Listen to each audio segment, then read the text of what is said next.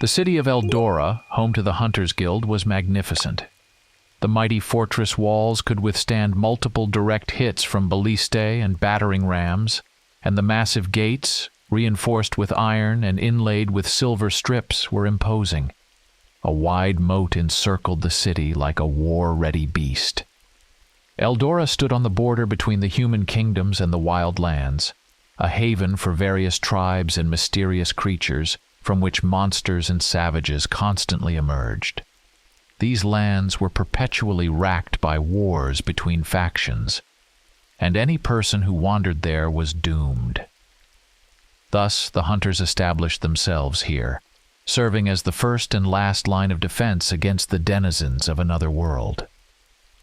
Godwin rode through the western gate, where he was immediately allowed entry, unlike ordinary people. The guards knew all the hunters by sight and did not dare to impede passage. The guild building was located in the center of the city. A man who disliked crowds, Godwin was on the verge of losing his temper by the time he reached the citadel. In the courtyard, surrounded by high walls, he was met with whispers and glances, admiring, envious, and occasionally hateful. Nodding indifferently to the hunters who greeted him, Godwin led his nervous stallion to the stables and headed straight to the leader, Thorin. The chief hunter, a burly man of about 50, was still strong and quick despite his age. He had once earned fame as one of the guild's most successful hunters, and when the previous master retired, he was chosen as the new leader, known for his ability to connect with the most stubborn of his subordinates. Even now, he only sighed wearily as his best hunter burst into his office, the door crashing open without a knock. "Hello, Godwin." Thorin extended his hand in greeting. "Good to see you." "I doubt the truth of your words." The younger man grimaced, but shook the offered hand. "Let's get straight to the point. You know I can't stand this city." The leader shook his head disapprovingly at the hunter's brusqueness. "I'm listening," Godwin reminded him, sprawling in a chair and tapping his foot nervously. Two reconnaissance teams stumbled upon a rather strange place. The master began slowly, sitting at his desk and clasping his hands together. "In the eastern part of the border. However, what they found is on our territory, a small blind spot in the area. Most likely, some kind of gate that distorts space." Godwin frowned. He knew full well that such things could only be done by high witches, which meant serious trouble. "I sent people there." The leader's voice dropped. "A total of about 40 people. Only 2 returned, but their minds were shattered. They remember nothing, only howl like wolves and pace around like caged animals." "Is anything coming out of these gates?" the hunter asked matter-of-factly. "Or has anyone been dragged in?" "No." Thorin shrugged. "Then maybe we should leave it alone. Or do you have an unlimited supply of people? Recruits can't be trained fast enough. Monsters have been breaking loose lately, and the number of hunters is rapidly dwindling. Throwing novices into the fight is inhumane, don't you think?" Godwin curled his lips in displeasure. "It's not just that." The leader squinted, irritation flashing in his eyes. "The Holy Brotherhood has latched onto us like a leech." "I knew those zealots had to be involved," the hunter exclaimed, pounding his clenched fist on the sturdy armrest. "What are they accusing us of this time?" "In the use of forbidden art," Thorin grimaced disdainfully. "They shadow our men like specters. Dissatisfaction is brewing among the hunters." 2 days ago, one of the hunter commanders, Grom, clashed with one of the inquisitors when he tried to confiscate supposedly enchanted weapons. The commotion was so great that half the city gathered, and now the priests have no intention of leaving us alone. Godwin smirked. Grom was known as a brawler and a troublemaker who wouldn't let an insult slide. He would probably take on the devil himself if given a reason. What to speak of anyone daring to touch a hunter's weapon? considered an extension of their own self. The history of the feud between the Hunters Guild and the Holy Order dates back to the very beginning of the New Era, when the High Magistrate arrived in this world as the Regent of the Seven. After a devastating war with the magical folk, the repercussions of which were felt for another 200 years, strange creatures began to appear on the lands of humans, actively forming their own young, strong kingdom. These beings had nothing in common with the magical creatures and nature spirits banished from the lands now claimed by humans. Horrific, bloodthirsty, incredibly strong and intelligent, they easily decimated the brothers of the Order sent to capture them. The Holy Power couldn't handle them all. It was then that the first hunters emerged, establishing the Free Guild within the first year of successful operations. Warriors and mercenaries from all over the kingdom flocked to join the rapidly growing guild. Town rulers and common folk, revitalized in spirit, paid handsomely because if they didn't, or if they relied on the Holy Order for help, villages and towns abandoned to the creatures by the hunters were left as nothing more than cold graves and empty buildings with hollow, mournful windows. The Holy Order felt its hold over the people's minds slipping rapidly and grew bitter toward the competition. Accusations of witchcraft, use of enchanted weapons, collusion with witches and nature spirits flew. It cannot be said that they were entirely wrong. Hunters sometimes resorted to sinful methods to strengthen their weapons or give themselves and their comrades a better chance of survival. They did not confront nature spirits who did not harm humans or whose interference in human life was limited to mischievous pranks, preferring to resolve such conflicts peacefully. They rarely encountered high witches. The upper echelon of the magical folk seldom deigned to interact with humans, so there were no major problems with them. But hunters never allowed themselves to release a creature that could harm someone. However, the Holy Order was relentless, and the conflict began to escalate into a serious threat to the kingdom's stability, especially after the king, alarmed by the brewing confrontation, issued a decree forbidding the Order from interfering in the guild's affairs. The priests grew even more furious, and it ended tragically. On Harvest Festival in Eldora, one of the guild veterans, Trevor, now known as Soul Reaper, was publicly burned. He had repeatedly provoked conflicts with the Zealots over accusations of witchcraft and attempts to save innocent people from the block or the stake. They apprehended him in a tavern, knowing his comrades were not present, and dragged him straight to the scaffold. The main problem was that Trevor truly had a gift. Though not particularly strong and undeveloped due to his choice of the path of sword and steel, he could still channel his life energy in the right direction. And as is known, at the moment of death, this power increases manifold, fueled by the life leaving the body. At the moment of his burning, the city gained a powerful dark soul, consumed by a thirst for revenge. No one could stop Soul Reaper. Neither the hunters, who weren't particularly eager to try, with some even attempting to aid their deceased comrade in delivering justice, nor the terrified priests, who found themselves utterly helpless against the vengeful spirit. Surprisingly, the holy power had no effect on him. In just one night, the entire representation of the Holy Order in Eldora was wiped out. The seasoned hunters who ventured into the building the next morning, which had only hours before echoed with wild screams of horror and pain, emerged with contorted faces, rushing to the nearest bushes. They had seen many things, but no one expected this. The bodies were found in unnaturally twisted poses, disemboweled, with entrails stretched across corridors. Some hung from ceiling beams, strangled with their own intestines. Clots of blood stained the floors, walls, and even the ceiling. The inquisitor who gave the order against the king's will was discovered in his cell, crucified on the wall. His twisted face, bulging eyes, and entrails wrapped around his torso led even the most stoic hunters to conclude that he had suffered long. After exacting his revenge, Trevor disappeared. To this day, no one knows if Eldora is rid of the dark soul for good, or if the dead hunter still protects his comrades from the encroachments of the Holy Order.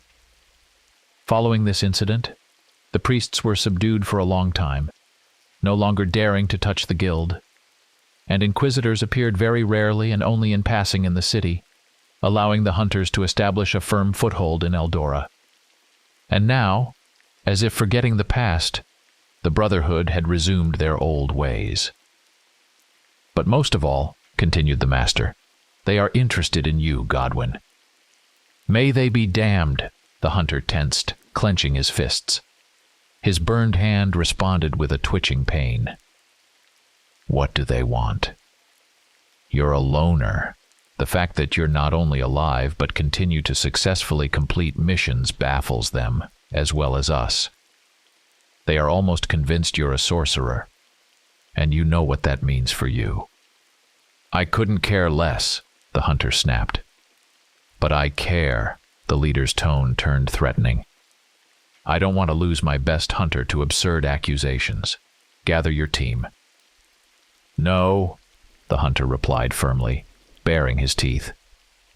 When I hunt alone, I am responsible only for myself. I don't need to look after clumsy fools, of whom there are many in this guild. You're as stubborn as a herd of donkeys, the Master said wearily. He hadn't expected the obstinate young man to agree. There's a mission for you. I'm listening. Godwin calmed down, realizing the unpleasant topic was exhausted. The gates at the border. They need to be checked, and we need to find out what they really are. What's the catch? The hunter inquired. If that were all, you could have just sent a letter instead of making me come here, especially with inquisitors constantly prowling around, eager for my company. Leader Thorin scrutinized the man sitting before him. The best hunter, a legend not only among the youth but also among seasoned hunters.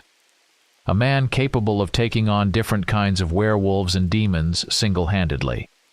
No wonder the inquisitors were so interested in him. The Holy Brotherhood, the leader said curtly. They demand that you take one of them with you. What? Godwin roared, slamming his fist on the table. That's out of the question. Then, the Master pulled out a document. This is an order from the Prior of the Brotherhood. Here's an accusation of sorcery, a warrant for arrest, endorsed with the royal seal. I suspect King George V has no idea that such a vile document bears his personal mark.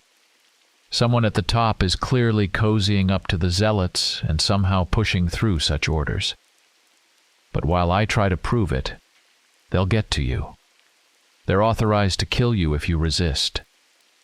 He spoke in a dull, reluctant tone. Raising his eyes, he looked at the hunter. Godwin stood as pale as chalk. His eyes, now seeming silver, glittered with impotent rage. Thorin faltered. In the familiar gaze, he saw something he had never noticed before in this man. A sense of being cornered, disbelief, and a weary hopelessness, as if Godwin had already gone through something similar once. Someday, the universe will punish these bastards, and I will do everything in my power to help, he hissed furiously, and a shiver ran through Master Thorin, because there was something in his voice that made the seasoned warrior's heart clench with fear. The hunter abruptly turned and headed for the door. "Wait!" the leader called out. "I think you should have this." A heavy gold ring thudded softly onto the table. The crimson stone bore the guild's crest and the personal mark of the hunter, a diving falcon. Godwin seemed to stumble. He looked at the gleaming ring in disbelief and asked quietly, "When?" 5 days ago. A werewolf killed him. Thorin watched silently as the hunter's lifeless gaze was fixed on the ring. The man slowly approached and took it in his hand, running his finger over the cold band. He clenched it in his fist and quickly left, for once carefully closing the door behind him. It was already late evening, but life in the city showed no signs of slowing down. Chaste couples strolled leisurely along the well-lit streets, only to finally find a suitably dark alley to attend to each other. Women of easy virtue grabbed men by the sleeves, bickering and vying for their attention. Hunters returning from raids gallantly wrapped their arms around the waists of these women, and the whole company, laughing merrily, headed to the nearest tavern. Godwin sat alone in one of the most popular establishments among hunters, known as the Sanctuary, a neat, two-story building with a spacious hall filled with round tables made of dark, time-worn wood. Pretty serving girls, shyly smiling at the winking men, skillfully navigated the narrow passages. Around him, his guildmates chatted and drank merrily, but the man sitting at the far table in the corner barely noticed the noise. His light eyes were heavy and grim. Godwin mindlessly twisted a ring bearing a diving falcon in his hands, staring blankly into space. Beside him stood a mug, not his first, of strong ale. The hunters occasionally glanced sympathetically at him, but no one dared approach. Robert had been considered Godwin's mentor, though the young hunter needed no teaching. Upon his arrival at the guild, it became clear that the dark-haired young man was proficient with both sword and ranged weapons. Additionally, his combat techniques were unfamiliar to any of the hunters but proved highly effective against monsters. The hunters were certain that the two friends, who had quickly become close, would soon form their own team, and each unattached hunter eagerly awaited the moment, hoping to fight alongside such warriors.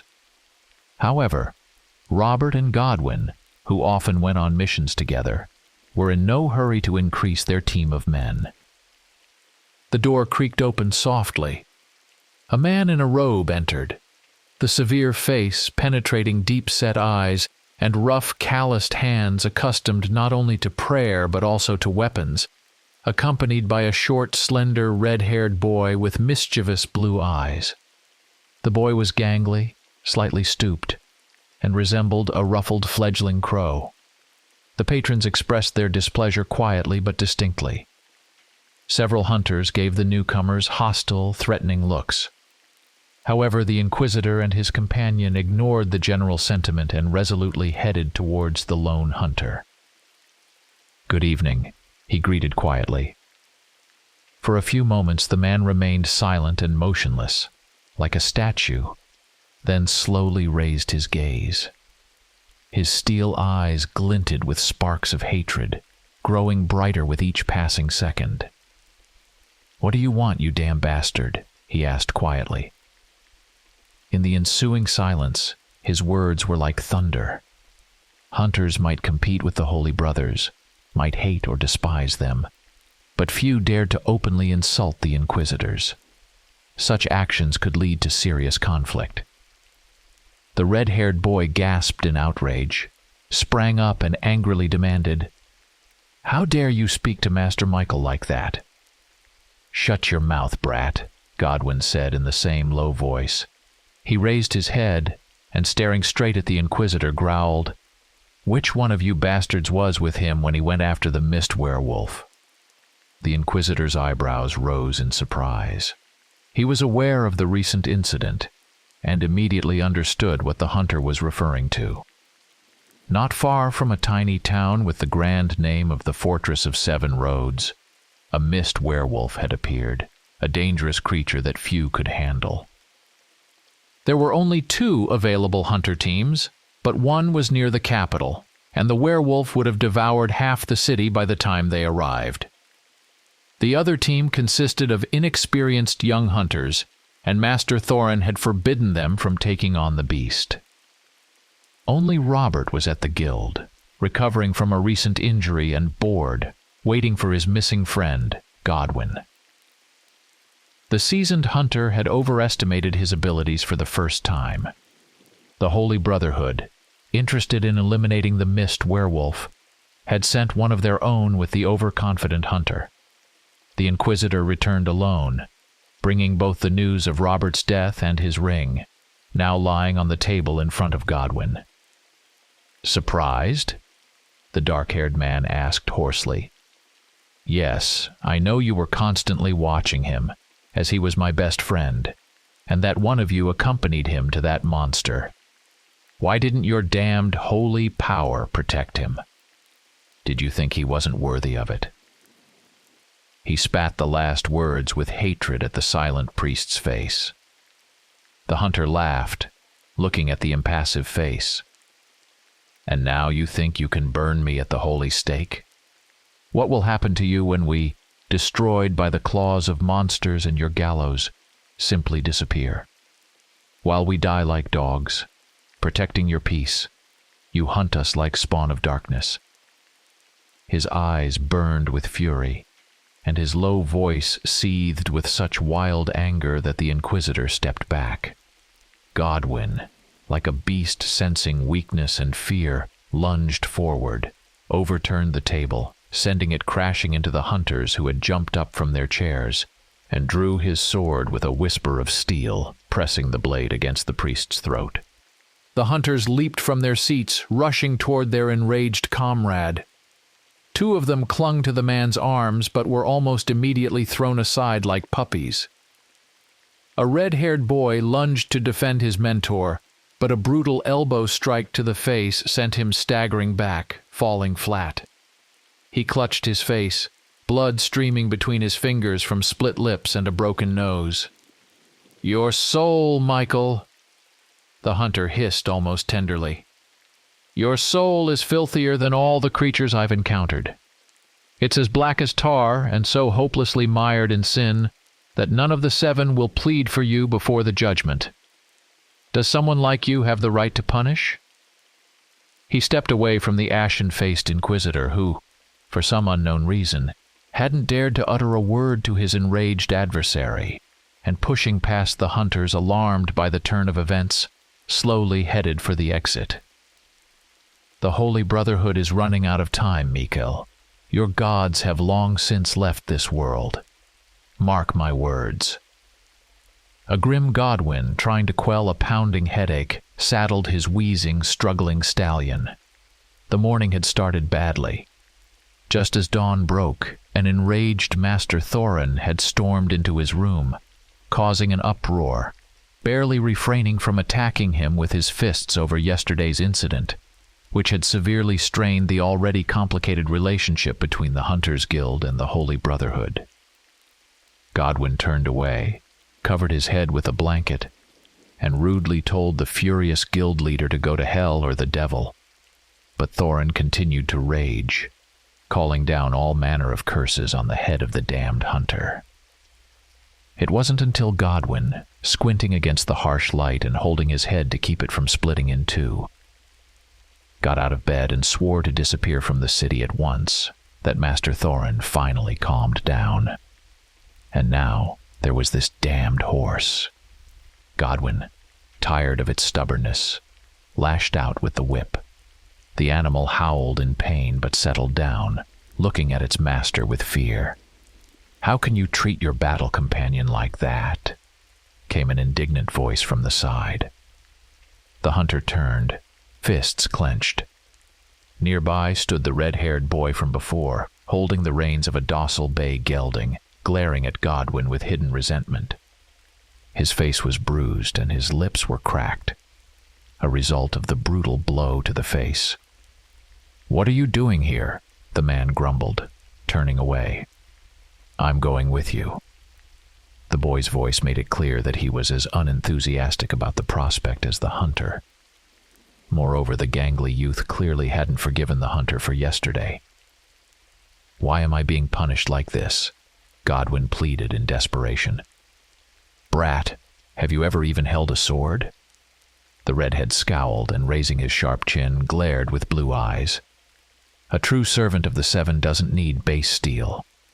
I subdue the spawn of the night with the holy power given to me from above." The hunter laughed. "Can you even summon holy power, boy?" "I can, and I can do much more," the boy muttered, eyes flashing with anger. "What's your name?" the hunter asked more kindly, having tamed the stubborn stallion and easily mounting. "Kale," the boy said, lifting his head proudly and clumsily mounting the bay.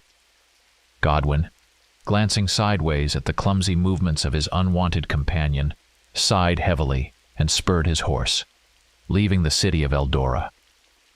The boy, not too confident in the saddle, gritted his teeth stubbornly and followed his companion. The sun was slowly setting. They had been on the road for just a short while, by the hunter's standards, no more than 9 hours. They had stopped only once to let the horses rest. Godwin knew that in about 15 minutes they would reach a small inn near the forest where they could spend the night, and something needed to be done about the stallion, which no longer regarded its master as a friendly being. At the inn, Godwin watched the boy. His movements were awkward and clumsy. When he handed the reins to the eager stable boy, the hunter glanced at his hands. Soft, unaccustomed to holding anything heavier than a pen, it would be difficult with him. During dinner, the boy didn't say a word, though his eyes showed that he had 100 questions on the tip of his tongue. Knowing the hunter's difficult nature, he preferred to stay silent. "Go to bed," Godwin said, lifting the dozing boy from the table. "Where are you going?" Kale asked, sleepily blinking his eyes. "I'm going to check if there are any monsters around here for you to banish later," the hunter replied mockingly, throwing on his cloak. The boy paled but stubbornly declared, "I'm coming with you." "And I said sleep." The hunter frowned. "No, the magistrate told me." Kale shrank under the man's scorching gaze. Without listening to further protests, Godwin grabbed Kale by the arm, led him to his room, and with a sharp shove to the chest, made him fall onto the bed. "If you follow me, I'll slit your throat," he said calmly, discreetly making a sign with his fingers. Kale's eyelids grew heavy, and within seconds he was peacefully snoring, turned towards the wall. Godwin left the now quiet inn and quickly headed towards the forest, visible as a dark strip in the distance. A couple of 100 yards from it, he stopped. Tilting his head back, he gazed at the twinkling stars. He took a deep breath, feeling the night around him with a hidden longing. Then he shook his head, dispelling the reverie, and closed his molten silver eyes, which glowed softly in the dark. "I greet you, soul catcher," came a woman's voice like the whisper of wind through grass. "I greet you, Holy One, Spirit of the air," Godwin replied softly.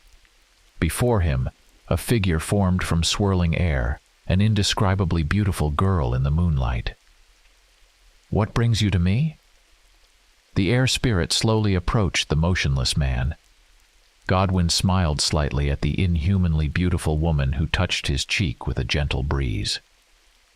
"I need a special horse." "And what of ordinary horses?" There was surprise in the girl's tender voice. The hunter merely spread his hands. "You are weakening, soul catcher." Her translucent eyes studied the man standing a step away from her. "Why do you burn yourself out for people?"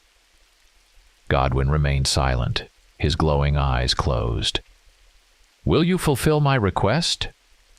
Do you remember the price, young lord?" The air spirit stepped back. "Yes, I remember. Maybe you could take the horse too.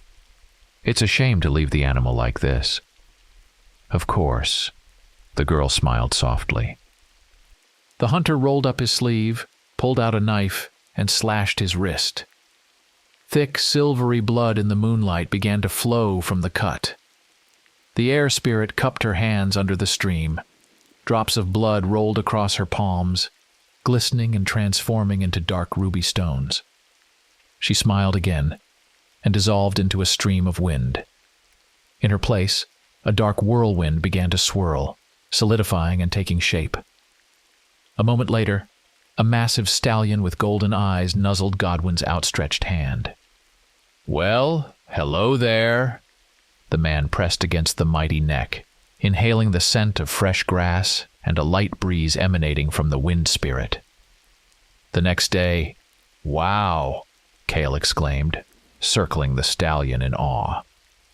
"Where did you get him, Mr. Hunter?" "I traded the previous horse." Godwin was tired of the boy's foolish questions and motioned for him to step away from the horse. "That's impossible," the boy protested, stomping his foot. "The other one was just a nag compared to this stallion." "Then maybe I robbed someone," the hunter replied irritably, fastening the saddlebags. "Or?" Cale's eyes gleamed. "Did you use magic?" That was the last straw. Godwin was instantly next to the boy. "You little inquisitor brat," he hissed, grabbing the youth by the collar and yanking him close. "One more such suggestion, and I'll drown you in the nearest ditch." "Magister Michael won't forgive you for this," the boy shouted angrily, falling into the dust from the force of the hunter's shove. "Don't make me laugh," the hunter said indifferently, turning away. "Do you think he chose you because you're somehow exceptional? He sent you with me because you're useless and won't survive even with a hunter. And when I return alone, he'll have every right, supported by indignant fools like you, to send me to the gallows or the stake. He expects you to die on this mission." With each word, Cale's face grew paler, his lips quivered, and tears welled up in his eyes, which he tried in vain to hold back. "You're lying!" the boy shouted in helpless fury. "If a blind man doesn't see something, it doesn't mean it doesn't exist." Godwin shrugged, mounting his horse and silently riding out of the courtyard. The sobbing boy remained sitting in the dust, smearing angry tears across his face. A quarter of an hour later, the hunter heard the dull sound of hooves behind him, and Cale silently took a position beside him, lagging half a length behind. Godwin didn't turn around, but heard the boy quietly sniffing and trying to hide his red, swollen eyes. Until the next morning, even during their rest, they didn't exchange a single word. The boy stubbornly avoided eye contact, his gaze occasionally flashing with sparks of anger, and muttered to himself. However, the hunter didn't care. The boy was blind, unable to see the obvious, or rather unwilling to see it.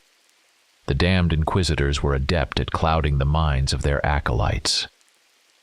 Godwin watched Cale out of the corner of his eye. For a moment he felt a twinge of pity for the young boy, sacrificed for some dubious goal, but he quickly pushed those thoughts away. Those who choose this path unfolding before him see too much pain, death, and misfortune. If you let every suffering touch your soul, you won't stay sane for long. He had seen several hunters who couldn't become tough enough to continue living in their world. One had hanged himself in his room at the guild. Another had rushed to defend a curious girl who decided to spy on a battle with a creature. His team couldn't save him. A third was still in an asylum for the insane. Cale tossed and turned late into the night, irritating the hunter. When Godwin was already considering using the quick sleep sign again, the boy finally quieted and began to breathe evenly. The man didn't even bother to tell him that when traveling near the border and even elsewhere, it's wise to set up watches. Astonished once more by the boy's naivety, he set up a signaling circle of runes and quietly lay back down, closing his eyes peacefully. The next day, the road wound like a narrow snake through the forest. Centuries-old trunks of giant trees stood alongside young saplings, rustling joyfully in the barely noticeable breeze. In the dense undergrowth along the road, mischievous eyes of small animals occasionally peeked out fearlessly from behind the bent branches. Godwin rode silently, eyes half closed, feeling the surrounding power with his whole being. Calm, unhurried, pure, aware of its strength. He could afford not to watch the road, fully immersed in his senses. The wind spirit, in the form of a stallion, carried its master carefully, deftly stepping over the roots, stretching across the path. A thud, a frightened cry, and the sound of a fall broke the silence. The hunter, emerging from his blissful reverie, turned sharply. The boy had been trying to make travel notes on a makeshift book of parchment since early morning. Until they entered the forest, he managed to do something useful. But once they were deep in the woods, Cale, unwilling to interrupt his task, became a constant headache. Absorbed in his writing, he didn't control his gelding, which stumbled over every pebble. Naturally, the boy, unprepared for this, dropped his sheets, spilled ink, smearing not only his notes but himself and the treacherous bay, which Godwin believed tripped on purpose. This part of the journey turned into a pick-me-up attraction. The boy constantly hopped on and off the horse to retrieve his fallen belongings. The hunter was getting fed up. When Cale once again glanced guiltily at him and jumped down for his fallen book, Godwin asked, "Can't it wait until we stop? We're moving too slowly. At this rate, we won't reach the place even by the next moon." It was clear from the boy's face that he didn't want to reach the destination even in a year, preferably never in his lifetime. But the boy replied, "All right, I'll put it away while we ride." His voice was dull but not angry. He quickly stashed his writing tools in his bag. "Why do you hate magic so much?" the hunter asked after a while. "Because vile sorcery is the work of demons," Cale snapped, casting a suspicious glance at his companion. "I didn't ask you to quote textbooks and sermons," Godwin grimaced. "And I wasn't talking about sorcery, I was talking about magic. Do you know the difference?" Judging by the stubborn look in the boy's eyes, he considered them one and the same. The hunter sighed and began to explain. Casting curses, diseases, summoning lesser dark spirits, that's sorcery. But what the high witches and nature spirits have, that's magic. You wouldn't attack a river spirit, for example, would you? "How's that?" the boy asked, genuinely surprised. "They're all servants of demons. They all need to be destroyed." "Fool!" Godwin cursed without malice. "A spirit is the concentration of power in a specific place. Destroy the river spirit, and the river will dry up within 2 weeks. But they attack people." Kyle looked at him puzzled. "In most cases, people themselves are to blame for angering the holy or nature spirits," the hunter shrugged. "But many of them can be appeased or asked for forgiveness. Then your land will not only not reject you, but will also start yielding several times more crops, receiving their blessing." "What about evil spirits?" the boy asked, his mouth agape with interest. "There are dark spirits. Is that what you're asking about? They're hostile to humans." Godwin looked intently at the boy. "They hate people, but usually only attack when someone invades their world or insults them. Then there's no hope for mercy. I've had to deal with such spirits sometimes." "You fought dark spirits?" Cale's respect for him grew significantly. Godwin nodded silently, shuddering at the memory of a searing beam of light scattering undead werewolves. "And monsters? They're everywhere in our land," the boy frowned. "They have nothing to do with holy spirits, dark spirits, or nature spirits. Sometimes people who commit atrocities become monsters, but that's the exception rather than the rule. More often, they're concentrations of dark power that have taken form, and they can only be destroyed with steel and silver. Your holy power doesn't affect them because they're not part of our world." Kyle pondered, looking down. Everything the hunter was telling him contradicted what the magistrates and mentors taught the acolytes about the structure of the world, the distribution of forces, and each person's role. On one hand, what Godwin said wasn't contradictory, it was coherent and smooth. But Cale couldn't just take the word of a man suspected of sorcery. Yet, surprisingly, he really wanted to. Because then the world appeared in a completely different light, one without inevitable doom, where a person could choose their fate. To be an enemy of the world's order, or to flow with life, avoiding bringing disaster into their home. "Tell me, are you afraid of spirits?" Godwin asked, his eyes glinting slyly. "No." The boy raised his head proudly. "Then I hope you don't mind that one of them is on your right shoulder," the hunter said with a calm smile. Kyle turned his head and came face to face with the twinkling eyes of a forest spirit.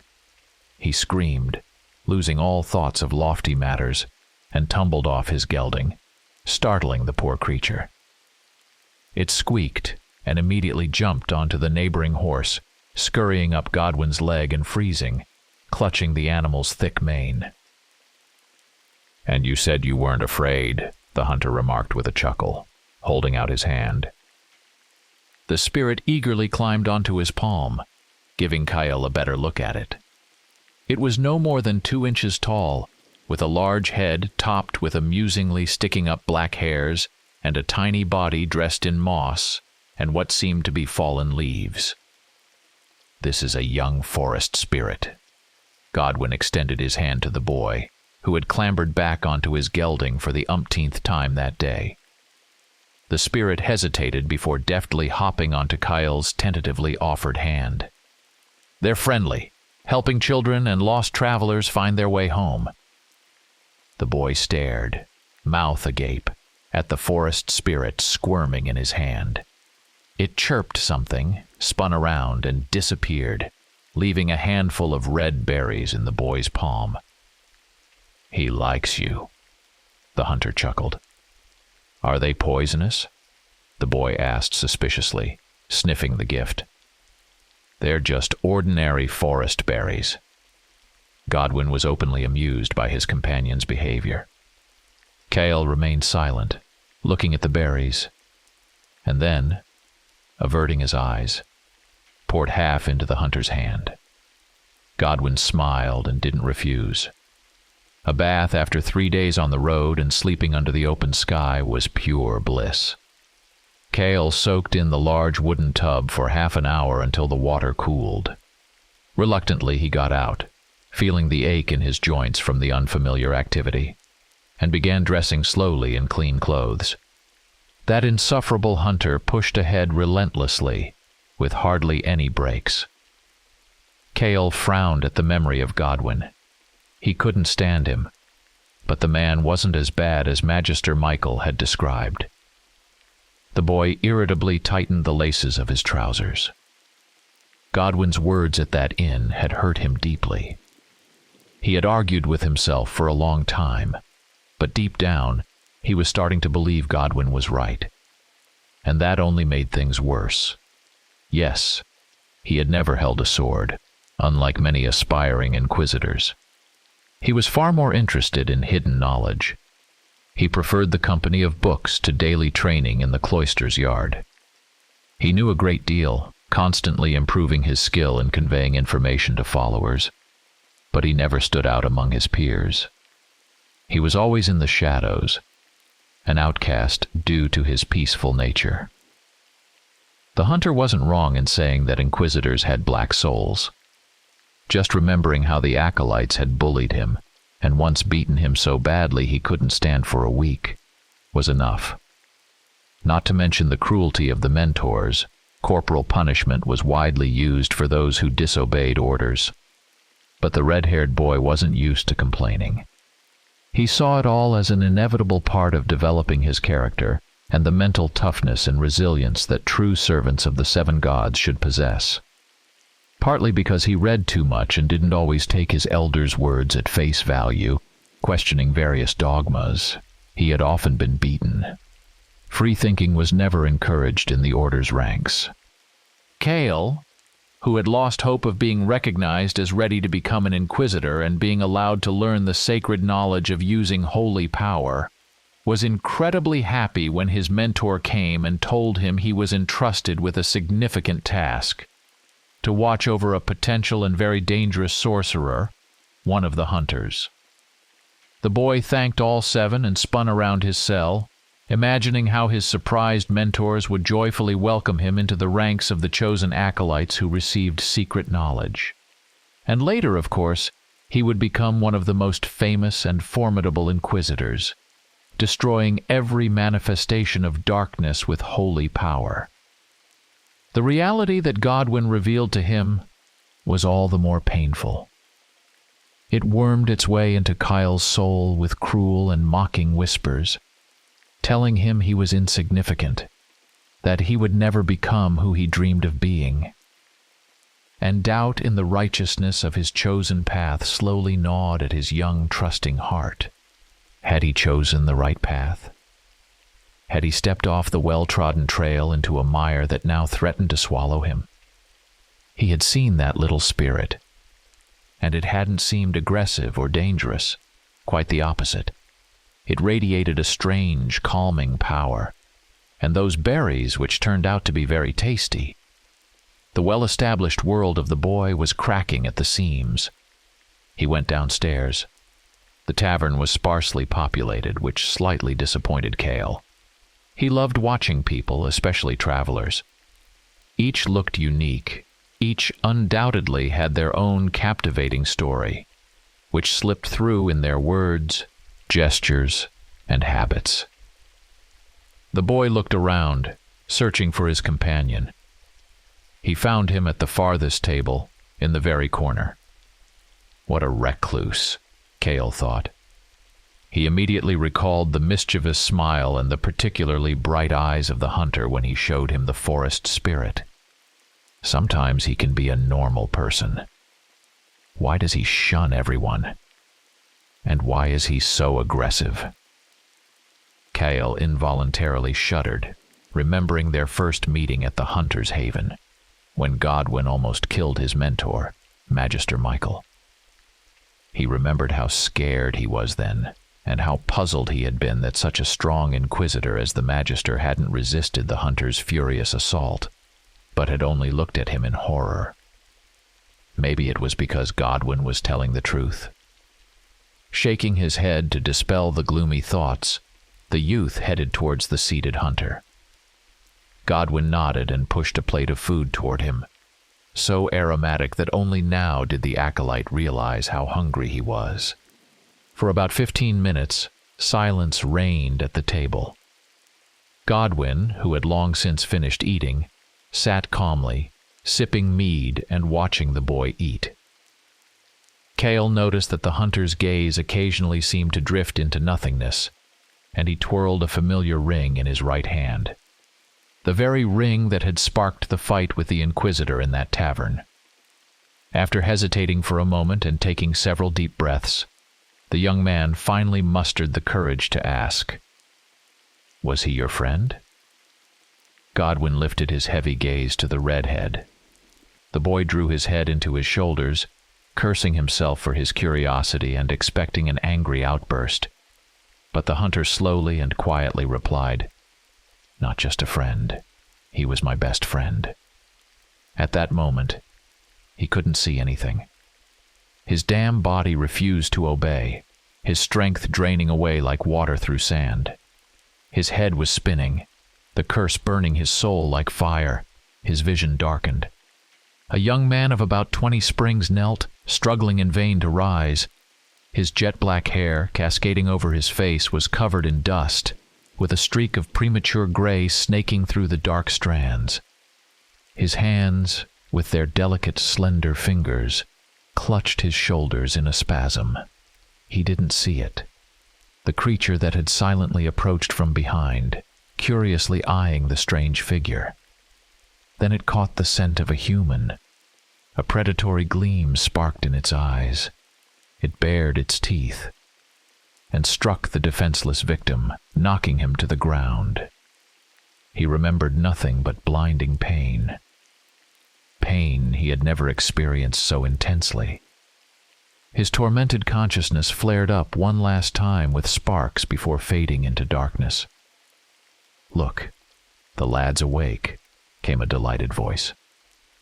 Godwin tried to open his eyes, which were immediately seared by the bright noonday sun shining through the window.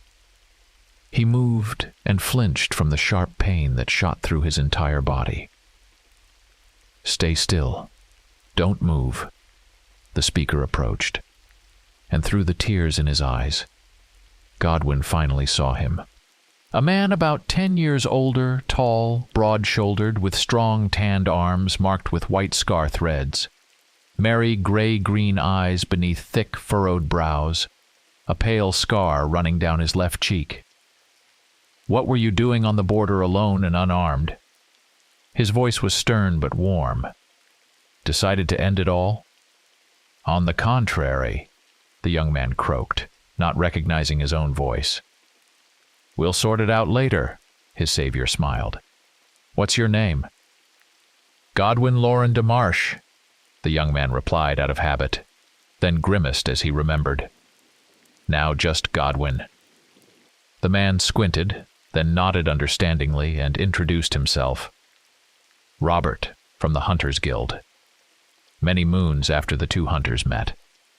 "Look at that figure," Robert admired, dangerously leaning back in his chair to ogle the curves of a young serving girl. When the girl ran back, he couldn't resist and pinched her, receiving a coquettish, angry glare in return, which made him grin widely. Godwin watched the unfolding scene with boredom. His friend, still smiling broadly, turned to him. "She's beautiful, don't you think?" The hunter shook his head. "You as always." Robert frowned in annoyance. "I've never seen you with a girl." Then, as if something dawned on him, he stared at his friend in astonishment. Godwin caught his gaze and burst out laughing. "Hey, you got it all wrong. It's not what you think," he said, chuckling.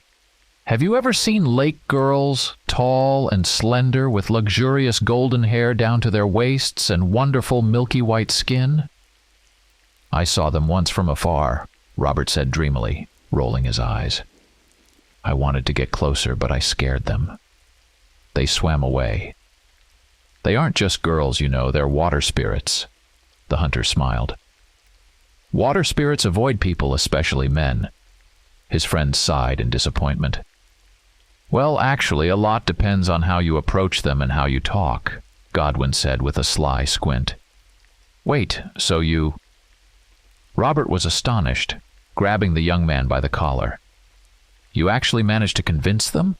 You were able to—" Godwin just laughed, looking at his friend. "Now you understand why tavern beauties don't interest me much." The hunter recounted all this in a dull voice, staring ahead. Kyle was silent, feeling a wave of sympathy for this hardened man who had lost perhaps his only close friend due to the whims of fate. The boy couldn't imagine what he would do in such a situation, knowing that those who failed to protect his loved one were now trying to reach his own soul. Yet something in his story alerted the well-read acolyte. Loren DeMarsh. That sounds familiar. The thought, lingering on the edge of his consciousness, slipped into the darkness as soon as the boy tried to focus on it, as if ashamed of itself. Sometime after the conversation, he was there again, breathing air saturated with death and decay, hearing the screams of those rotting alive, stumbling over bodies twisted in grotesque poses, falling and weeping as he saw their lifeless eyes. And then they came. Everything around him ignited, consumed by merciless flames. Whether they were alive or dead, he no longer cared, and the damned sorcerer laughed, watching the work of his hands. In those mad eyes, there was nothing but emptiness. The red-haired boy choked on his tears, clutching the cold hand of his dead mother. Gasping in the black smoke, he prayed to the 7 gods. A dark figure, clad in a robe, found the grimy teenager buried under charred boards, and he was given hope that he could change the world. They say the sorcerer died in terrible agony, for the wrath of the gods and their servants, the Inquisitors, was great. Cale woke up in the middle of the night, drenched in sweat and feeling his heart pounding in terror. The nightmares that had plagued him every night were so real this time that he could once again smell the disgusting stench of burning flesh, hear the groans of people burning alive, and see the lifeless eyes of his mother. Trying to calm his trembling, the boy sat up, wrapping himself in a blanket. There was still a long way until dawn, but the dew was already beginning to settle on their bedding, soaking it with moisture.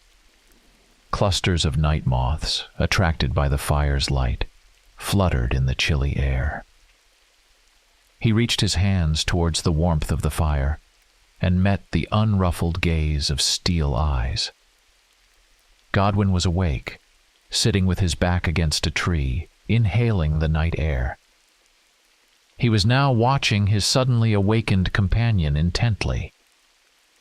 Cale noticed that the hunter's eyes were gleaming strangely, as if molten silver was swirling in the usually gray irises.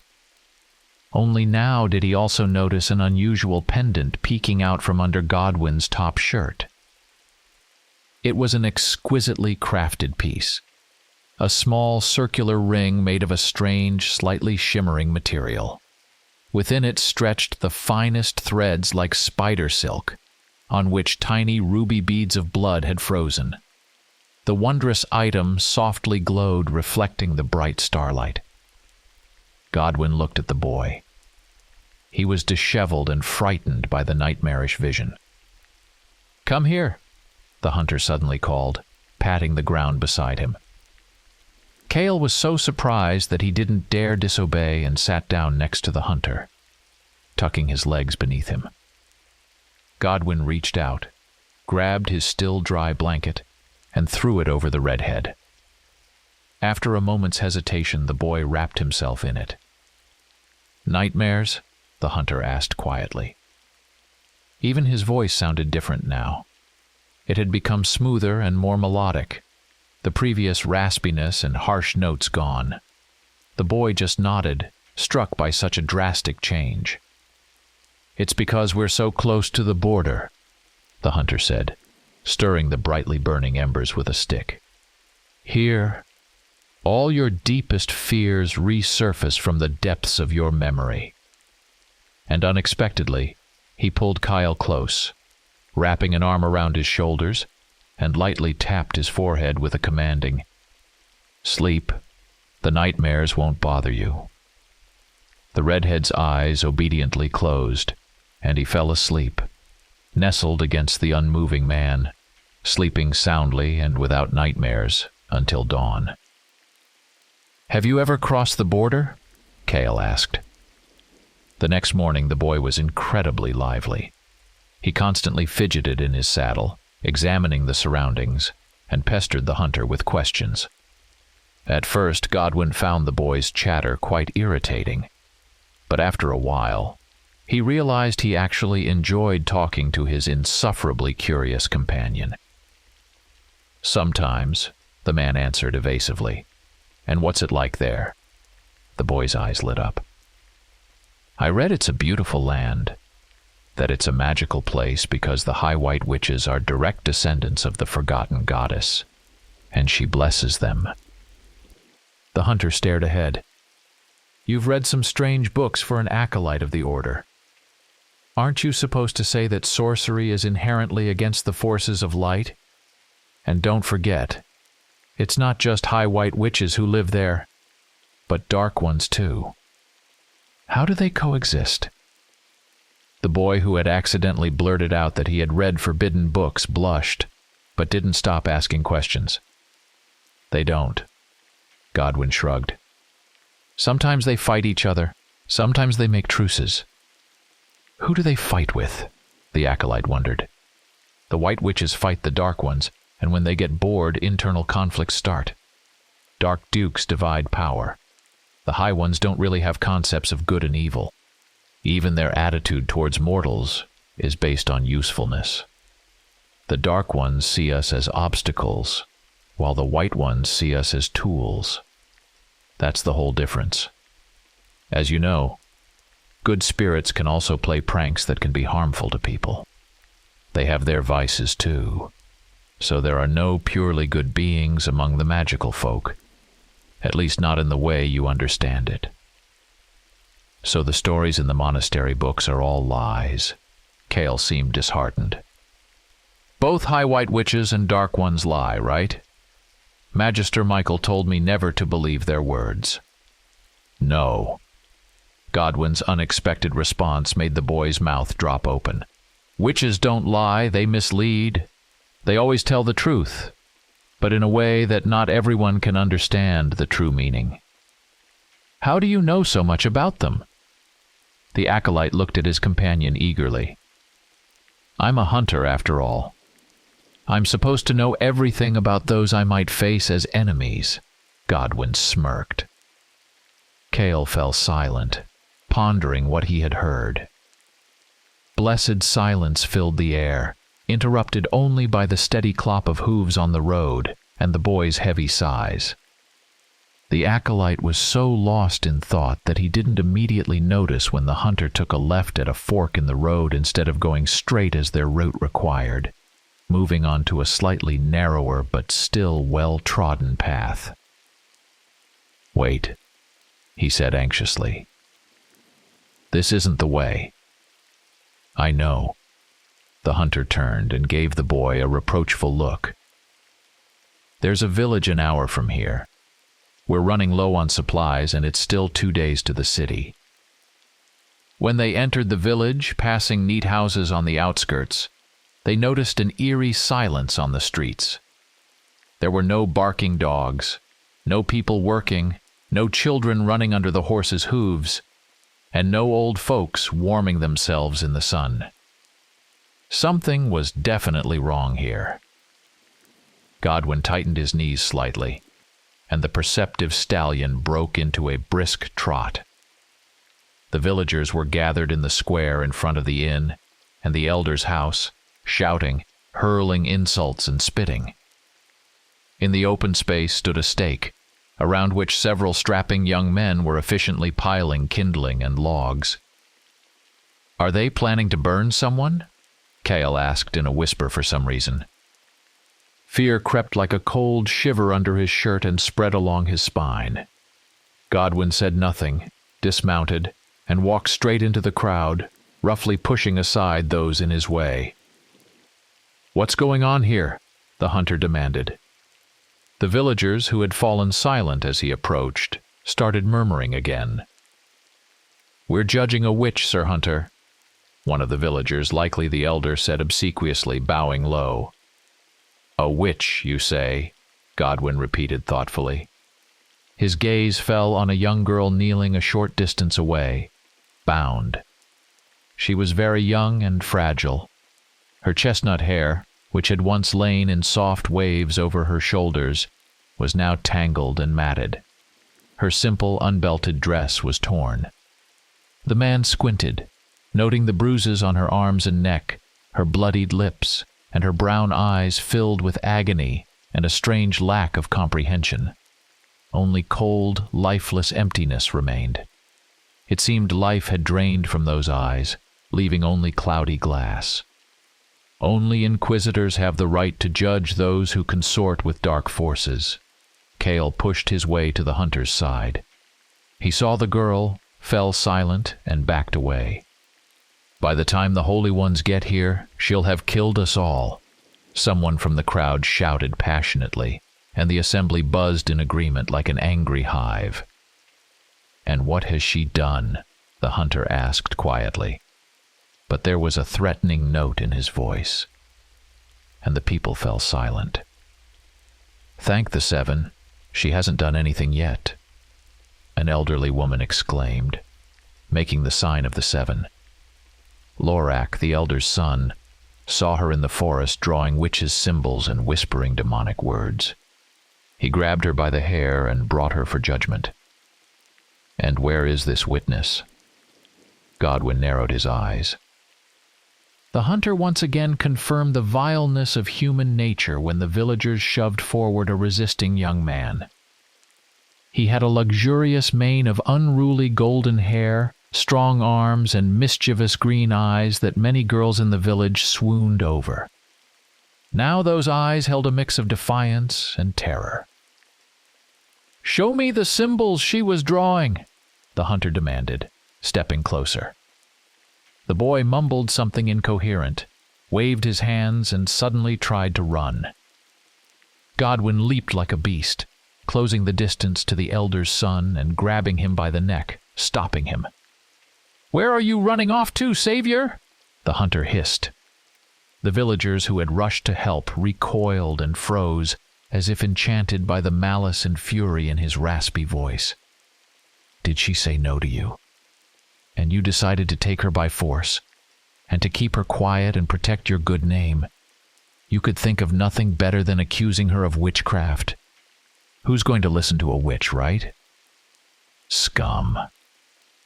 Godwin threw the boy to the ground like a small kitten. A woman in the crowd screamed.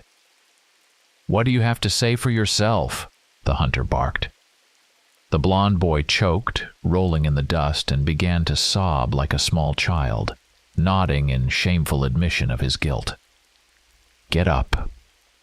Godwin's voice was so frightening that Cale wanted to hide immediately. The elder's son staggered to his feet like a drunk. No one saw the sword leave its sheath or return. Only a gash appeared on the assailant's trousers, spreading into a dark stain. Godwin had struck below the belt, from bone to bone, severing his manhood.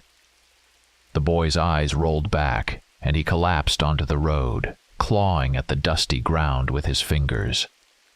The villagers, horrified by the brutal act, scattered, and only the elder fell to his knees beside his son. Godwin turned, grabbed the frozen Cale by the collar, and ordered, "Untie her before this stupid mob of vile people realizes they outnumber us and stops us." The rescued girl sobbed quietly, releasing all the pain and humiliation she had suffered over the last few hours. They took the girl with them. As a terrified Cale, glancing around nervously, untied the tight knots on her bruised arms, Godwin silently picked her up like a sack of bones. He waited for the acolyte to mount his horse and then placed her in front of him like a lifeless doll. She remained indifferent to everything happening. The hunter, having identified her home among the cottages, entered it. A few minutes later, he emerged with a small cloth pouch, typically used for gathering herbs, and a bag containing the first items he could find, enough for her to change out of her tattered clothes. The girl only began to show signs of life by evening, just before they stopped for the night. She stirred without raising her head, and Cale, awkwardly supporting her all the way, tried to ask her name, but she remained stubbornly silent. While the hunter lit the fire and the acolyte spread out their blankets, the girl, swaying unsteadily, headed toward a nearby stream, taking the bag of clothes with her. Cale started to follow her. Does she want to drown herself? Calm down, Godwin said, glancing sideways at the figure disappearing into the brush. Why did we take her? The young acolyte asked curiously. If we left her behind, the villagers would tear her apart, the man explained grimly. The boy shuddered. How did you realize that she wasn't a witch and that she had been abused? He whispered, afraid she'd hear. I've seen it before, the hunter replied. He thought for a moment, then continued. Girls accused of witchcraft usually looked like that after spending a night in the Inquisition's torture chambers. And they weren't witches.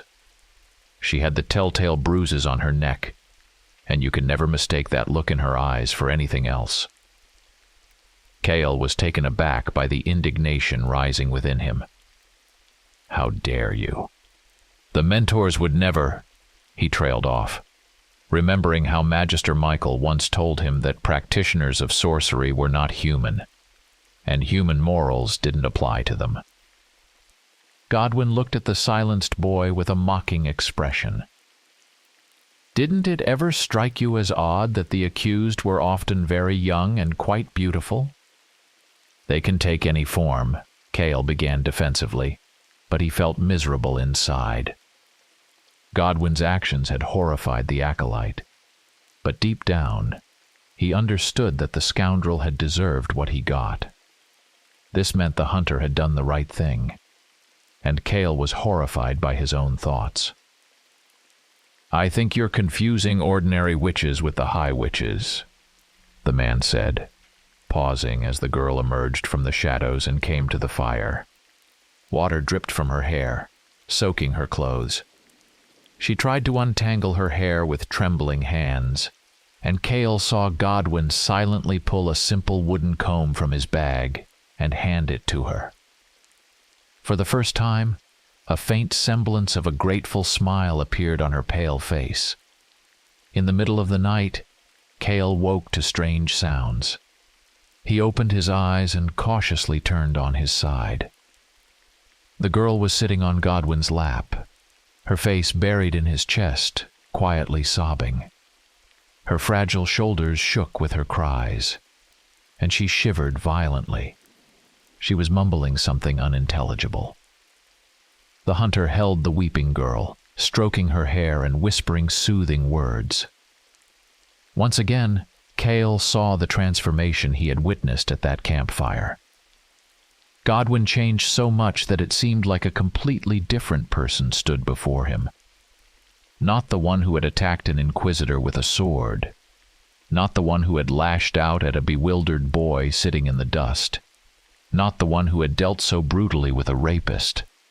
Not the legendary hunter, but a simple man capable of empathy and feelings other than anger and rage. After about 15 minutes, the girl stopped crying and apparently fell asleep without letting go of Godwin's shirt. The hunter looked up, and Cale froze again, mesmerized by the silver shimmering in his light eyes. Godwin noticed that the boy was awake and hastily looked away, as if fearing his gaze might cause harm.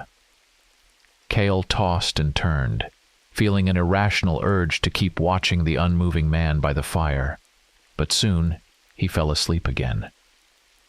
However, Godwin woke him up a short while later. "Shh! We're being watched," the hunter whispered, pointing toward the forest. Beside him, the frightened girl sat huddled. "It's a group of corpse werewolves. They've come from the old abandoned cemetery. I fought some recently. But these are smart and cunning. They're waiting for something. When I give the signal, take the girl and run. Don't look back. Don't worry about me. Understood?" Cale nodded frantically. Godwin took a silver sword and several metal discs that glinted in the moonlight. He silently slipped into the forest, careful not to attract the creature's attention. The woods were quiet, only the occasional rustle of leaves and crackle of twigs underfoot breaking the silence. Godwin moved confidently, listening to every sound. After a few minutes, he stopped in a clearing and shot an arrow that burst into flames as it hit the corpse werewolves, setting their bodies ablaze. Cale grabbed the girl's hand and ran, keeping her as close as possible. He heard a menacing growl behind him and glanced back to see several shadows giving chase. His heart pounded and fear gripped his body. But suddenly something flashed in the darkness and the shadows disintegrated like ashes blown away by the wind. Godwin, without stopping for a moment, charged into the enemy's midst and hurled a disc at the corpse werewolves. The disc flew in an arc and struck one of the creatures in the chest, causing it to fall to the ground with a deathly howl. The eyes of the remaining werewolves glowed like embers in the dark as they surrounded the hunter, hoping to overwhelm him with their numbers. Godwin formed his hands into a sign and recited a rune, summoning a bright light. The light blinded the werewolves, giving the hunter a brief respite. In that moment, he decapitated 3 nearby creatures with powerful swings of his silver sword. When one of the werewolves tried to attack him from behind, he rolled on the ground and threw a disc that reduced it to ashes.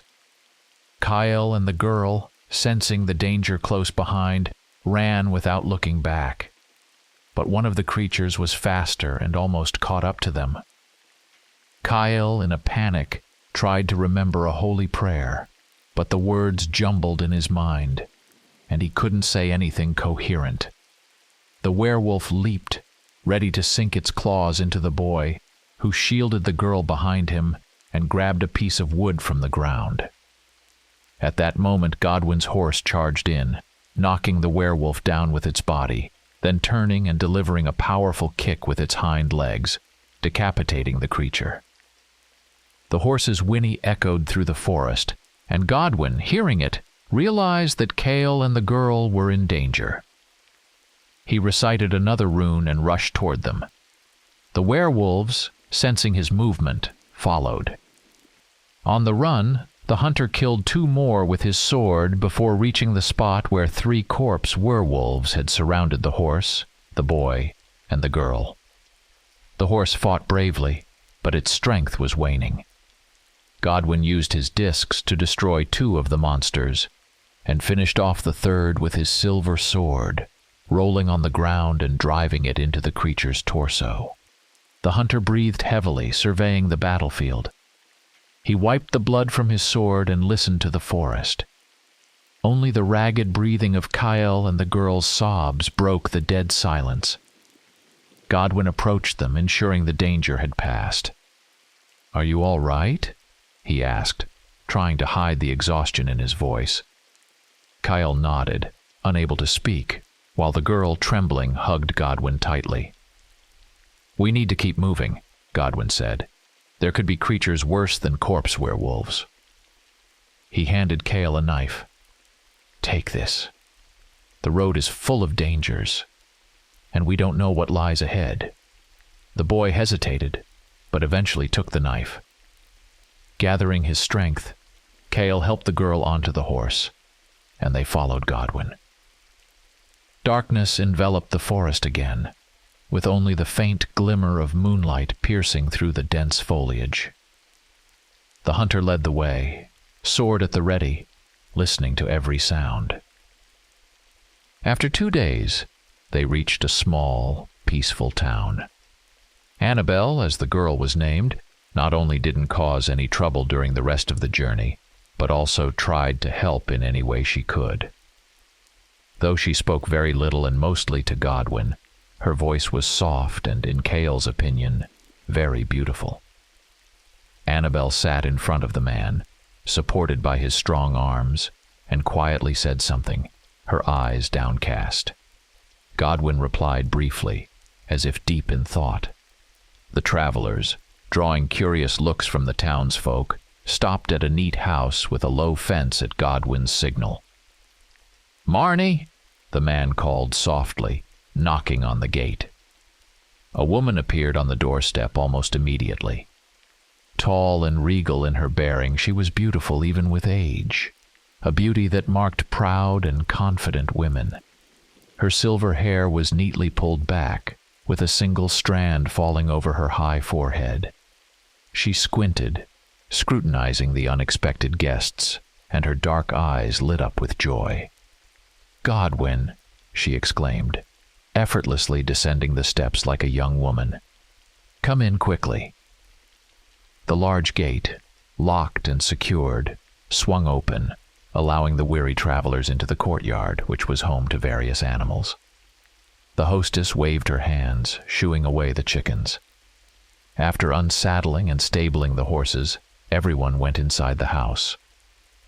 Marnie bustled about, quickly preparing dinner for everyone while incessantly questioning Godwin about matters only they seemed to understand.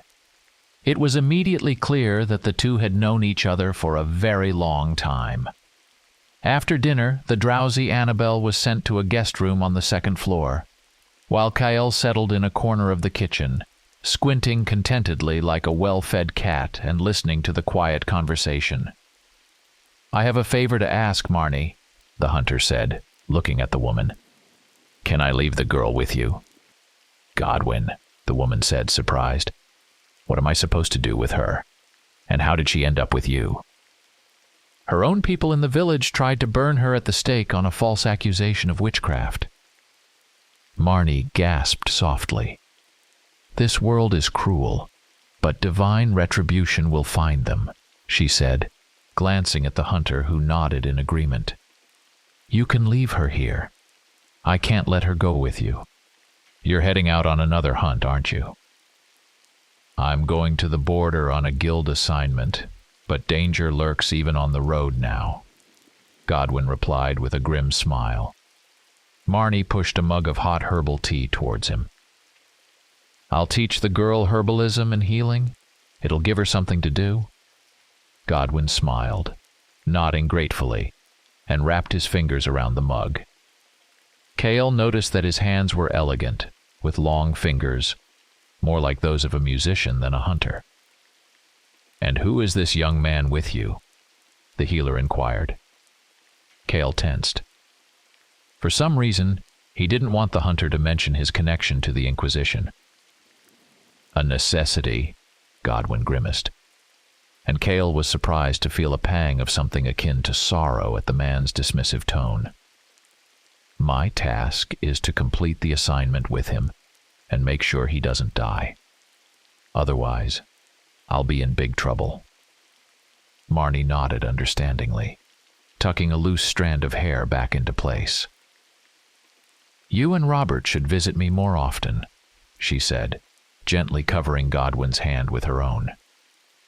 "You seem to have forgotten the way to my home."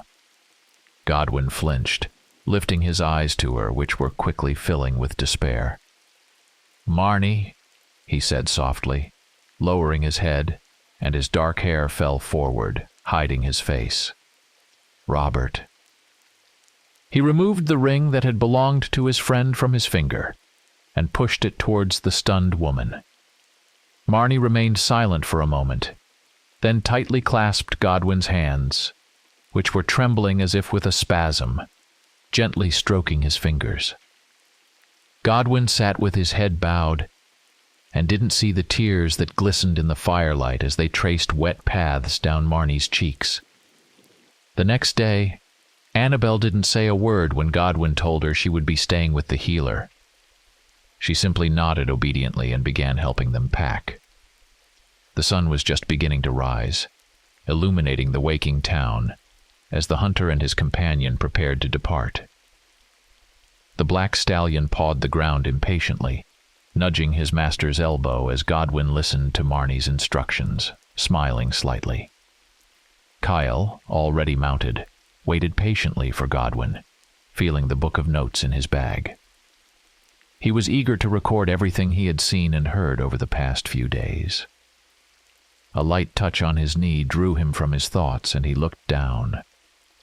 Annabelle stood beside him, her eyes downcast.